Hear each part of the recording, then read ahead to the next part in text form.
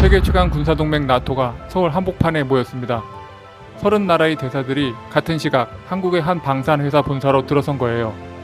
불과 70년 전 한국은 부산항에서 미군이 내려놓는 통조림을 받아들던 나라였습니다. 세계는 한국을 이렇게 불렀어요. 전쟁으로 잿더미가 된 땅. 세계에서 가장 가난한 나라. 그런데 그 잿더미 위의 나라 앞에요. 지금 나토 30나라가 줄을 섰습니다. 100년 전 영국과 프랑스가 미국 공장 앞에 똑같이 줄을 섰던 그 풍경 그대로예요. 도대체 그 70년 동안 무슨 일이 있었을까요? 그 100년 전 미국과 똑같은 이야기가 지금 바로 공개됩니다. 여러분, 동매에 30년 넘게 한자리에서 장사하는 가게 한 군데쯤은 알고 계시죠? 새벽 5시면 어김없이 셔터가 올라가고요. 명절에도 손님이 없는 날에도 그 가게 불빛만큼은 꺼지지 않습니다. 동네 사람들은 처음엔 다들 한마디씩 하거든요.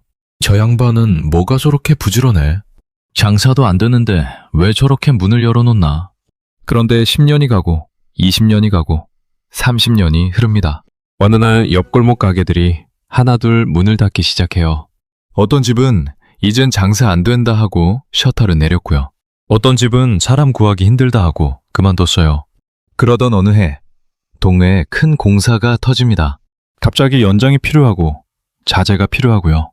사람마다 손에 무언가를 들고 뛰어다녀요. 그때 사람들이 어디로 몰려갈까요? 뻔하잖아요. 30년간 단 하루도 셔터를 안 내린 그 가게로 가는 거예요. 줄이 가게 앞에서 모퉁이를 돌아 옆 골목까지 늘어섭니다. 그런데 여러분, 지금 전 세계 무기 시장에서 딱 이 풍경이 벌어지고 있어요. 그리고 줄을 서 있는 손님 명단이 한번 들으시면 깜짝 놀라실 겁니다. 폴란드, 사우디, 아랍에미리트, 이라크, 호주, 거기에 노르웨이, 핀란드, 에스토니아, 루마니아까지 그 가게 앞에 줄을 선 나라가 지금 30나라가 넘거든요. 그리고 그 가게 주인 이름이 바로 대한민국이에요. 한국이 지난 한 해 동안 무기를 팔아서 받은 돈이 얼마쯤 되는지 아시나요? 약 154억 달러였어요. 우리 돈으로 22조 원이 넘는 액수입니다. 이게 어느 정도 규모냐면요. 10년 전 한국 방산 수출액의 5배가 넘는 돈이에요. 쉽게 말하면요. 동네 작은 가게가 10년 만에 백화점 본점이 된 셈입니다. 그런데 이 풍경, 한번 어디서 본 것 같지 않으세요? 사실 똑같은 일이 100년 전에도 있었거든요. 그때 30년간 셔터를 안 내린 가게 주인 이름은 미국이었어요. 그 시절 미국은 지금 우리가 아는 그 미국이 아니었습니다. 유럽 사람들이 보기엔 미국이 그저 옥수수와 밀이나 키우는 시골 농장 같은 나라였어요. 양복은 영국에서 맞춰 입고요. 의자는 프랑스에서 사오고요. 기계는 독일에서 들여오던 시대였습니다. 그런데 그 시골뜨기 나라가 단 4년 만에 세계의 은행이 되고 세계의 공장이 되어 무슨 일이 있었을까요? 그리고 그 100년 전 미국 이야기가 왜 지금 대한민국 이야기와 이렇게 똑같이 흘러가는 걸까요? 오늘은 그 두 이야기를 처음부터 차근차근 풀어드리겠습니다. 시간을 100년 전으로 한번 돌려볼게요. 그때는 1914년 여름이었어요. 유럽 한복판에서 큰 전쟁이 터집니다. 우리가 1차 세계대전이라고 부르는 그 전쟁이에요. 독일, 프랑스, 영국, 러시아, 당대 세계 최강이라던 나라들이 일제히 무기를 들고 서로에게 달려듭니다. 이 나라들이 어떤 나라들이었느냐? 영국은 바다를 지배하던 나라였고요. 프랑스는 멋과 예술의 중심이었어요. 독일은 세계에서 기계를 가장 잘 만든다는 나라였습니다. 그 옆에서 미국은 어떤 처지였을까요? 이게 좀 충격적이거든요. 당시 미국은 인구는 많은데 군대는 시원찮고 무기 공장도 변변치 않은 나라였어요. 전쟁 직전 미국이 1년 동안 외국에 팔아본 돈, 그러니까 1년 수출 총액이 약 24억 달러였습니다. 같은 시기 영국 한 나라 수출의 절반밖에 안 되는 수준이었어요. 유럽 신사들 입에서 미국? 그 시골뜨기 나라? 하는 말이 농담처럼 오갔거든요. 그런데 1914년 8월 전쟁이 터지자 풍경이 싹 바뀝니다. 영국, 프랑스, 러시아 할 것 없이 모두 무기가 필요했어요. 포탄이 필요했고 소총이 필요했고요.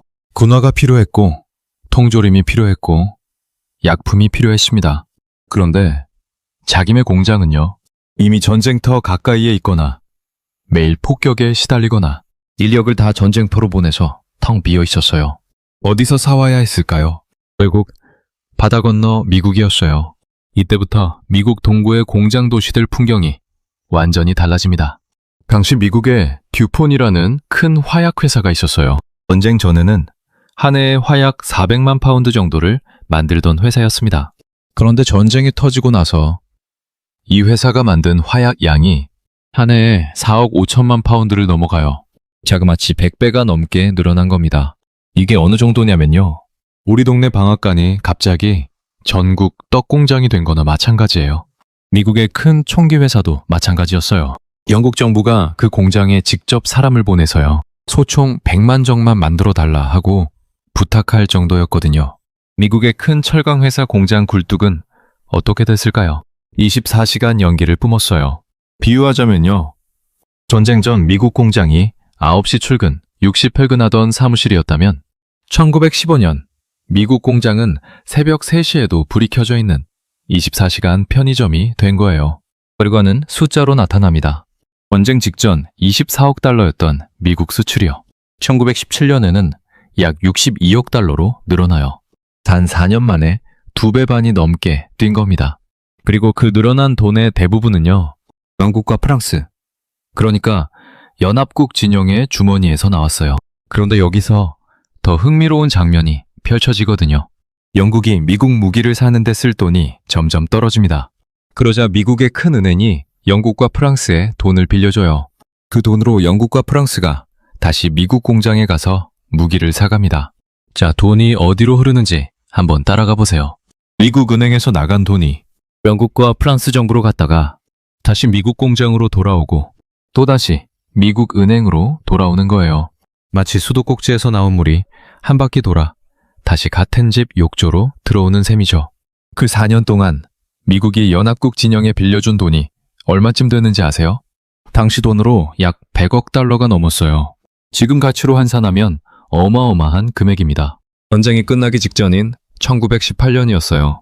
미국 경제는 완전히 다른 나라가 되어 있었습니다. 전쟁 전에 외국에 빚이 더 많던 나라가요, 전쟁 한 번 끝나고 나니 세계에 돈을 빌려주는 나라가 돼 있었어요. 유럽의 시골 사촌 소리를 듣던 나라가요, 한순간에 세계의 은행이 되어 있었던 거예요. 그런데 여러분, 이 미국 이야기에서 가장 결정적인 한 가지가 무엇일까요? 단순히 운이 좋았던 게 아니거든요. 유럽이 서로 두들겨 패는 동안 미국은 두 가지를 가지고 있었어요. 첫째, 멈추지 않는 공장이었습니다. 둘째, 줄 서는 손님이었어요. 이 두 가지를 동시에 가지면요, 그 나라가 다음 100년의 주인공이 됩니다. 그리고 100년이 지난 지금이요, 똑같이 멈추지 않는 공장과 줄 서는 손님을 가진 나라가 또 하나 있어요. 어디일까요? 바로 우리 대한민국입니다. 그렇다면 왜 하필 한국일까요? 왜 독일도 아니고 프랑스도 아니고 일본도 아니고 한국일까요? 거기에는 우리가 70년 동안 짊어졌던 한 가지 무거운 짐이 숨어 있어요. 그 짐 이야기를 이어서 풀어드리겠습니다. 여러분, 한 가지 여쭤보겠습니다. 우리나라가 지난 70년 동안 단 하루도 마음 편히 쉬어본 적이 있을까요?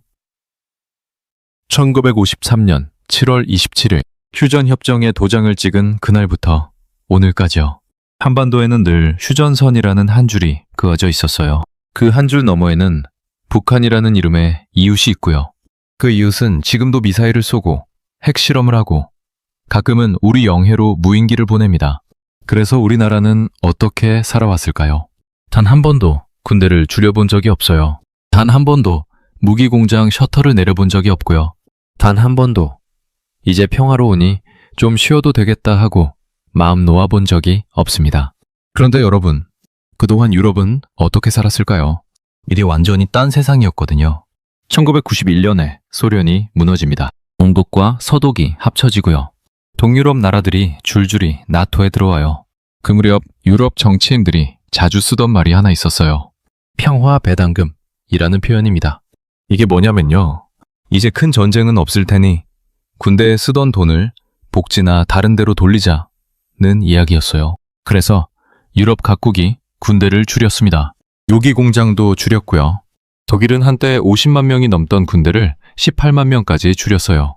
영국도 마찬가지였고 프랑스도 마찬가지였습니다. 그리고 가장 결정적인 변화가요. 유럽 무기 공장들의 생산 라인이었어요. 여러분, 옛날 동네 철공소를 한번 떠올려 보세요. 한쪽 구석에 큰 용광로가 있고요. 그 옆에 쇠를 두드리는 망치 자리가 있고요. 천장엔 매연 자국이 시커멓게 끼어 있던 그 풍경 말이에요. 유럽의 무기 공장이 30년간 한 일이 바로 그거였거든요. 요즘 누가 큰 연장을 새로 사, 다 수입해서 쓰면 되지 하면서요. 용광로를 하나씩 꺼버린 거예요. 어떤 공장은 라인을 통째로 다른 산업으로 바꿔버렸고요. 어떤 공장은 아예 문을 닫았습니다. 독일의 한 유명한 포탄 공장이 있는데요. 1990년대에 한 해에 만들던 포탄이 수십만 발이었어요. 그게 2020년쯤 되니까 한 해 생산량이 수만 발 수준까지 줄어 있었습니다. 무기 만드는 기술자들도요. 다른 산업으로 옮겨갔거나 은퇴해버렸어요. 그러던 어느 날이었습니다. 2022년 2월 24일 새벽이 밝아오는 시간이었어요. 러시아군 탱크가 우크라이나 국경을 넘습니다. 유럽 한복판에서 큰 전쟁이 다시 시작된 거예요. 1945년 이후 처음 있는 일이었습니다. 우크라이나는 도와달라고 외쳤고요. 독일과 영국과 프랑스는 무기를 보내겠다고 약속했어요. 그런데 막상 창고를 열어보니 어이없는 일이 벌어졌거든요. 보낼 포탄이 없는 거예요. 30년 전에는 매달 수만 발을 찍어내던 공장이요. 지금은 한 달에 수백 발도 못 만들고 있었던 겁니다. 30년 만에 큰 공사판이 터졌는데 정작 쇠를 독일 용광로가 없는 풍경이었어요. 옆나라 한국에까지 사람을 보내서요. 포탄 좀 빌려달라 하고 부탁하는 일까지 벌어졌습니다. 유럽 사람들마저 우리가 이렇게 무기가 없었어? 라는 말이 터져 나왔어요. 자, 같은 시각 한국은 어땠을까요? 이게 진짜 흥미로운 대목이거든요. 경남 창원에 한화 에어로스페이스 자주포 공장이 있어요. 이 공장은 1999년에 K9 자주포라는 무기를 처음 만들기 시작한 곳입니다. 그 후로 지금까지 단 한 번도 라인을 멈춰본 적이 없거든요. 명절에도 돌아갔고요. 코로나가 한창일 때도 돌아갔고요. 한여름 폭염에도 돌아갔어요. 왜 그랬을까요? 뻔하잖아요. 휴전선 너머에 북한이 있기 때문이에요. 우리 군이 K9 자주포를 매년 새로 받아야 했고요. 부품도 계속 만들어야 했습니다. 그 덕분에 창원 공장은요. 25년 넘게 새벽에도 명절에도 불이 꺼지지 않는 가게가 되어 있었어요. 100년 전 미국 공장 굴뚝에서 24시간 연기가 났다고 했죠. 지금 창원 공장의 라인이 딱 그렇게 24시간 돌아갑니다. 그리고 그 결과가요. 숫자로 그대로 나와요. 전 세계에서 한 해 동안 팔리는 자주포 가운데 한국 K9 자주포가 차지하는 비중이 절반이 넘거든요. 쉽게 말하면요. 지금 지구 어디선가 새 자주포를 사겠다는 나라가 있으면요. 2번 중 1번은 한국 자주포를 골랐다는 뜻이에요. 여러분, 우리가 분단 때문에 힘들었다고, 휴전선 때문에 답답했다고요. 그렇게 생각해왔던 그 70년이었습니다. 그런데 그 70년이 알고 보니요. 세계 어느 나라도 못 가진 무기 공장 한 채를 우리한테 안겨줬던 셈이에요. 100년 전 미국이 가지고 있던 2가지를 기억하시죠? 멈추지 않는 공장, 그리고 줄 서는 손님. 그 첫 번째가 우리 손에 들어와 있었습니다. 그렇다면 2번째, 줄 서는 손님은 어떻게 우리 앞에 나타났을까요? 그 줄의 맨 앞에 선 나라가 한 곳 있었어요. 폴란드라는 이름의 나라였습니다. 폴란드라는 나라, 여러분 한번 떠올려 보세요. 유럽 한복판에 있고요. 동쪽으로는 러시아, 벨라루스와 국경을 맞대고 있는 나라입니다. 폴란드 사람들에게 러시아는요, 단순한 이웃이 아니거든요. 지난 200년 동안 어떤 일을 겪었는지 아세요? 러시아한테 나라를 빼앗기고요. 사람들이 시베리아로 끌려가고요. 국토가 갈갈이 갈라진 기억이 뼛속까지 박혀있는 나라예요. 그럼 폴란드가요. 2022년 2월에 무엇을 보게 됐을까요? 러시아 탱크가 우크라이나 국경을 넘는 장면을 TV로 보게 된 겁니다. 자, 지도를 한번 떠올려 보세요. 우크라이나 바로 옆이 폴란드거든요. 그러니까 폴란드 사람들 입장에선요. 다음 차례가 자기 나라일 수도 있다는 공포가 덮친 거예요. 폴란드 정부는 곧바로 결정을 내립니다. 군대를 2배로 키운다. 전차도, 자주포도, 전투기도 다 새로 산다. 그래서 폴란드 국방장관이 짐을 싸서 비행기를 탑니다. 어디로 갔을까요? 먼저 독일로 갔어요. 독일은 유럽 최고의 전차를 만드는 나라잖아요. 레오파드라는 유명한 전차가 있거든요. 폴란드 장관이 독일에 가서 부탁합니다. 당신의 전차 좀 빨리 만들어달라. 우리 동쪽 국경이 위험하다. 그런데 독일 대답이요. 폴란드 사람들 가슴에 못을 박았어요. 지금 주문해도 빨라야 2028년, 늦으면 2030년이나 돼야 첫 차를 받을 수 있다. 여러분, 이게 무슨 의미인지 한번 생각해 보세요. 결혼식이 당장 다음 달인데요. 양복정 사장이 양복은 5년 뒤에 맞춰드릴게요 하고 말하는 거랑 똑같은 상황이에요. 폴란드 입장에선 5년 뒤에 받아봐요. 그땐 이미 늦은 거잖아요. 폴란드 장관은 곧바로 비행기를 갈아탑니다. 이번에는 어디로 갔을까요? 한국이었어요. 2022년 5월 30일 폴란드 국방장관이 서울에 도착합니다. 그리고 한국 정부와 방산업체 사람들에게 이렇게 물어요. K2 전차, K9 자주포, 한국 작은 전투기 FA-50을 다 합쳐서 빨리 만들어줄 수 있는가? 한국 측 대답이요. 폴란드 사람들 귀를 의심하게 만들었거든요. 올해 안에 1000물량 보내드릴 수 있습니다. 생각해보세요. 독일이 2030년이라고 한 자리를요. 한국은 몇 개월 안에 라고 답한 거예요. 이게 말이 됩니까? 그리고 2022년 7월 27일 한국과 폴란드가 기본 계약에 서명합니다. 이어서 그해 8월에 1차 실행 계약이 체결되어 금액이 약 124억 달러였습니다. 우리 돈으로 약 17조 원이에요. 그 안에 한국 전차 180대, 한국 자주포 212문, 그리고 한국 작은 전투기 48대가 포함됐어요. 그런데 여기서 진짜 놀라운 장면은요. 그 다음에 펼쳐집니다. 2022년 12월 6일이었어요. 폴란드 북쪽 발트해에 면한 그디니아라는 항구가 있는데요. 쉽게 말하면 폴란드 북부 바닷가 항구예요. 그 항구에 한국 화물선 한 척이 천천히 들어옵니다. 배 위에 실려있는 것이 무엇이었느냐? 한국 전차 10대, 그리고 한국 자주포 24문이었어요. 계약서에 도장을 찍은 지 단 5개월 만이었습니다.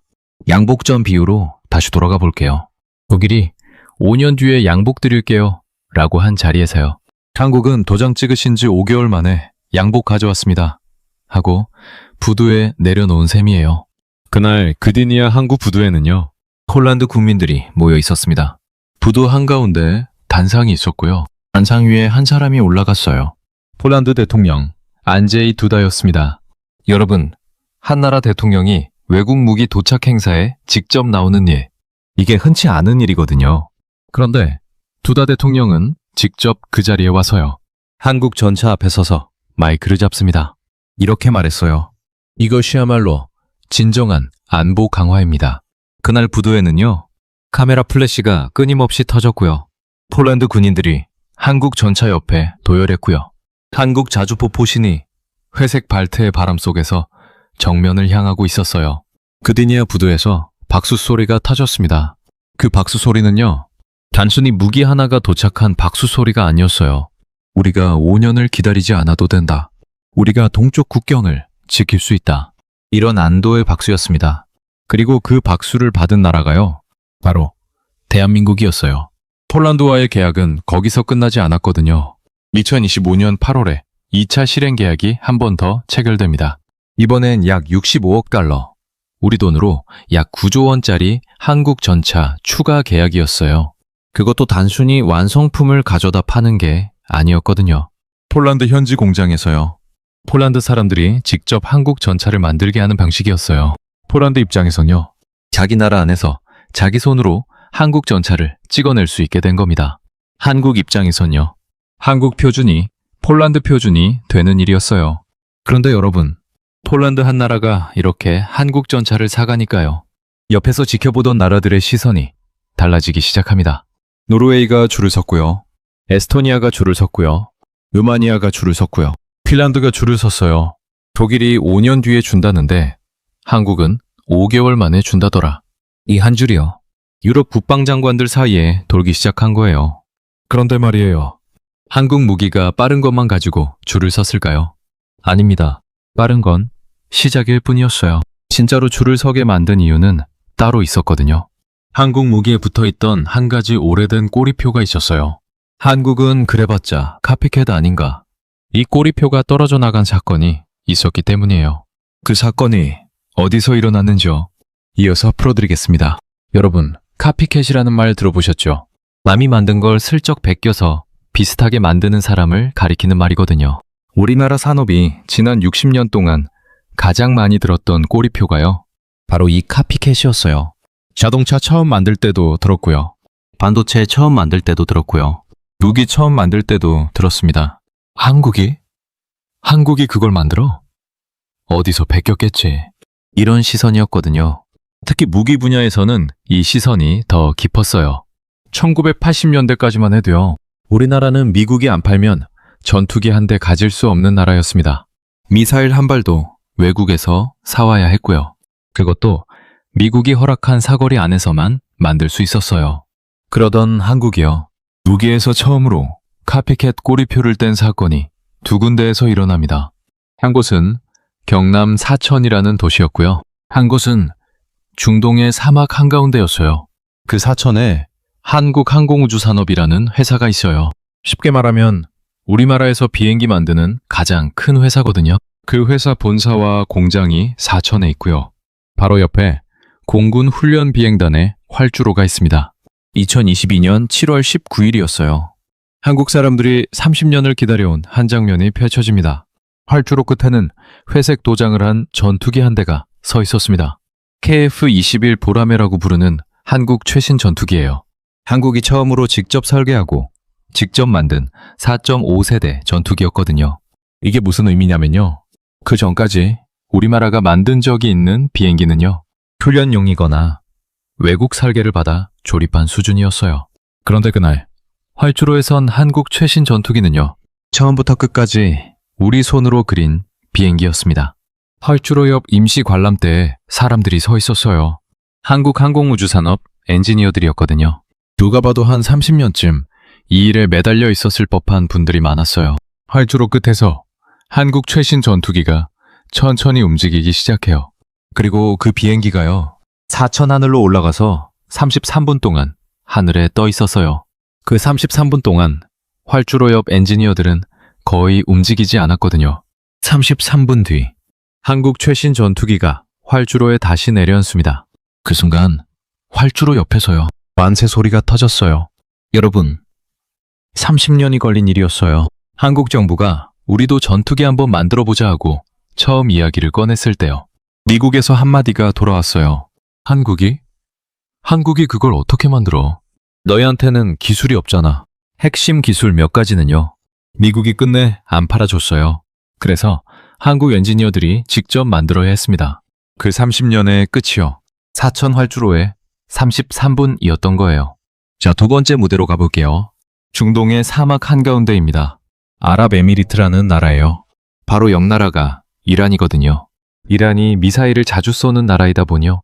아랍에미리트에게는 하늘을 지킬 미사일 방어 무기가 절실했습니다. 처음에는 어떻게 했을까요? 미국, 프랑스, 러시아 무기를 모두 살펴봤어요. 그런데 2022년 1월이었습니다. 아랍에미리트가 결국 고른 무기가요. 한국 미사일이었어요. 천궁2 한국 미사일이었고요. 계약 금액이 약 4조 1,500억 원이었습니다. 한국 방위산업 역사상 단일 수출로는 그때까지 가장 큰 금액이었거든요. 이 사건을 보고요. 옆에서 가만히 지켜보던 나라가 있었어요. 사우디아라비아였습니다. 사우디도 비슷한 고민을 하고 있었거든요. 사우디가 결정합니다. 우리도 한국 미사일을 사겠다. 사우디와의 계약 금액은요. 약 32억 달러. 우리 돈으로 약 4조 2,500억 원이었어요. 아랍에미리트보다 더 큰 계약이었습니다. 그러더니 2025년 9월이었어요. 이번엔 이라크가 줄을 섰어요. 이라크와의 계약 금액은요. 약 3조 7,100억 원이었습니다. 아랍에미리트, 사우디, 이라크, 중동의 세 나라가요. 자기네 하늘을 한국 미사일에 맡기기로 결정한 거예요. 한국 방산업계에서는 이걸 두고요. K방공망 벨트라는 표현을 씁니다. 쉽게 말하면요. 중동의 사막 하늘 위에 한국 미사일이 그려놓은 보이지 않는 띠가 하나 만들어진 거예요. 여러분, 30년 전을 한번 생각해 보세요. 그때 한국은요, 미국이 미사일 한 발 안 팔면 우리 하늘 한 자락 못 지키던 나라였습니다. 그런데 30년 뒤에는요, 중동의 세 나라가 자기네 하늘을 한국 미사일에 맡기겠다고 줄을 선 거예요. 누가 한국에 붙어 있던 카피캣이라는 꼬리표를 떼어주었을까요? 미국이 아니었어요. 4천 활주로의 흰머리 엔지니어들, 그리고 중동 사막의 한국 미사일. 그러니까 한국 사람들 본인이었습니다. 여러분, 폴란드 이야기를 잠깐만 더 이어가 볼게요. 폴란드는 한국 전차를 1차로 사갔다고 했죠. 그게 끝이 아니었거든요. 때는 2025년 8월이었어요. 폴란드가 한국과 2차 계약을 한 번 더 맺습니다. 금액이 약 9조 원이었어요. 한국 전차 180대를 추가로 사가는 계약이었습니다. 그런데 이 계약의 진짜 핵심은요, 금액이 아니었거든요. 180대 가운데 60대는요, 한국 공장이 아니라 폴란드 현지 공장에서 만들기로 한 거예요. 폴란드 사람이 폴란드 땅에서 폴란드 손으로 한국 전차를 찍어내는 겁니다. 이 폴란드형 한국 전차에는 별도 이름까지 붙었어요. K2PA이라는 이름이었습니다. 여러분, 이게 어떤 의미일까요? 폴란드 안에 한국식 표준의 무기 공장이 한 채 생긴 거예요. 비슷한 일이 지구 반대편에서도 벌어지고 있거든요. 호주 남부에 질롱이라는 항구 도시가 있습니다. 쉽게 말하면 호주 남쪽 바닷가 도시예요. 그 도시에 한화 에어로스페이스가 큰 공장을 지었어요. 지난 2023년 12월이었습니다. 한화 에어로스페이스가 호주 정부와 약 5조 원짜리 계약을 맺어요. 한국이 만든 보병 전투 장갑차를 120주대 공급하기로 한 계약이었습니다. 레드백이라는 장갑차였거든요. 쉽게 말하면 보병들이 타고 다니는 작은 전투용 차예요. 그런데 이 장갑차도요, 한국에서 만들어 보내는 게 아니었습니다. 호주 질롱 공장에서 호주 사람들이 직접 만들어요. 지난해 봄, 이 공장의 증축 공사가 예정보다 한 달 반이나 일찍 끝났다는 소식이 전해졌어요. 폴란드와 호주, 유럽 동쪽 끝과 남태평양, 지구 양쪽 끝에 한국식 표준 공장이 깃발을 꽂은 셈입니다. 자, 여기까지 들으시면서 한 가지 궁금증이 생기실 거예요.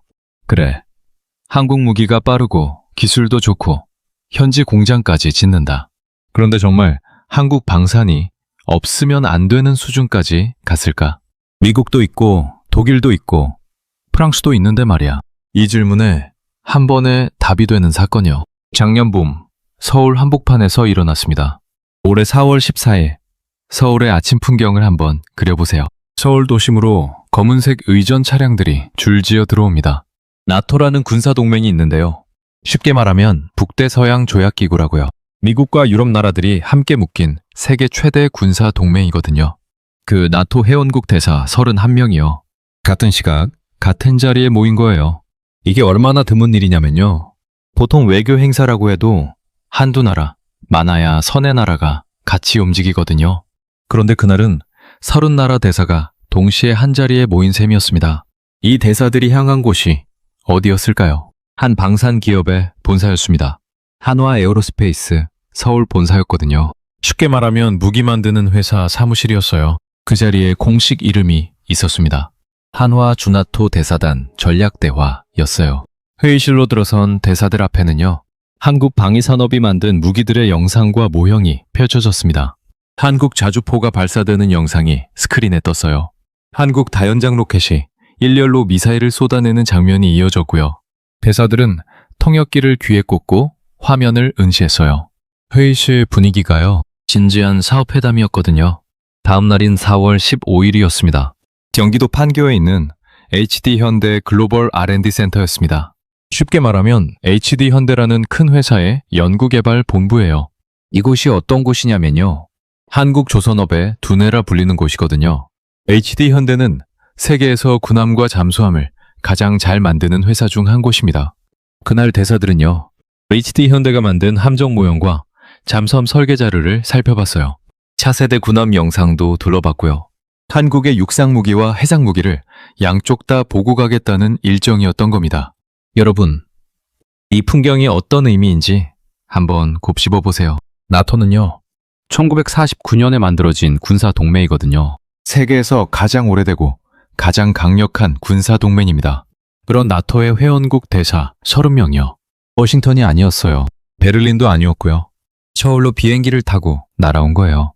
그리고 그 자리가 단순한 외교 의례가 아니었습니다. 무기와 함정 설계도를 직접 살펴보는 자리였거든요. 100년 전 미국 이야기를 한번 떠올려 보세요. 1차 세계대전이 한창이던 그 무렵이었어요.